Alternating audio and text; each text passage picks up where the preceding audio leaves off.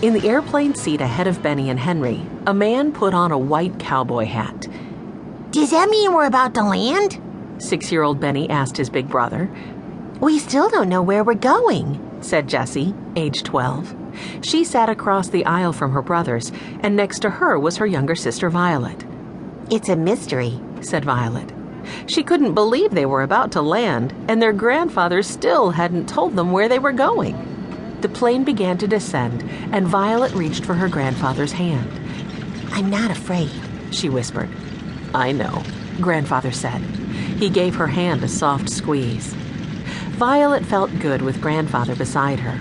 She could remember a time when she and her brothers and sister found an abandoned boxcar in the woods and made a home for themselves there.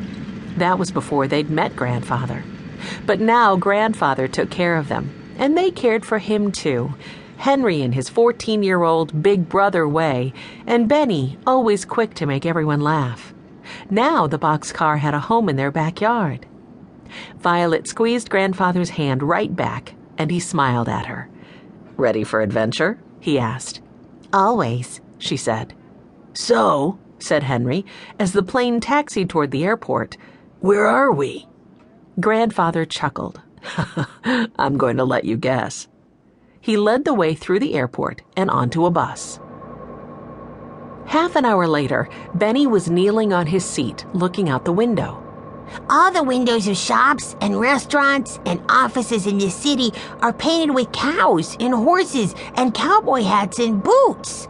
He pointed to a revolving door in a tall building. "Look at that. It's painted like old-time Western saloon doors." Grandfather pulled on the cord to let the driver know they were getting off the bus. Violet pointed to another painted window. "Look, it says, 'Welcome to Cowtown.' Is there really a city with that name?" Henry shook his head. "I think we're in the city of Calgary. Grandfather, you told us about it when you were telling us about your friend Judy. It's also called Cowtown, you said. And my guess is that it's Stampede time, right?" Grandfather smiled wide. "You're right, Henry. Cowtown, Calgary it is." Benny was frowning. "What's a stampede?" he asked. "Isn't that when everybody rushes around and somebody gets knocked over?" "Like this?" asked Jessie. She jogged in circles around Benny. Henry and Violet danced around too. Benny squealed, and Jessie lifted him up and gave him a squiggly, tickling hug. "I think Stampede has more to do with horses," said Henry. "You know, bucking broncos and roping calves and riding bulls like cowboys." "That's called a rodeo," added Jessie. "Right," said Henry. Grandfather spoke up. "The rodeo is one part of the Stampede. The Stampede includes all sorts of events, from art exhibits to dog shows. We're going to have a great time." They'd come to a building with a sign that said Glenbow Museum. A woman was standing in front. She had a huge smile on her face and bright red hair that sat in a pile atop her head. "Our Calgary Stampede is called the greatest outdoor show on earth," she said in a deep, rich voice. She must have overheard them. She put out her hand. "I'm your grandfather's friend, Judy Simon." She shook each of the Aldens' hands and chuckled. "Oh, I thought it was about time that your grandfather brought you to our province of Alberta."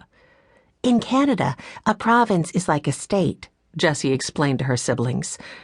"I'm so excited you're all finally here," Judy said, "especially for Stampede time.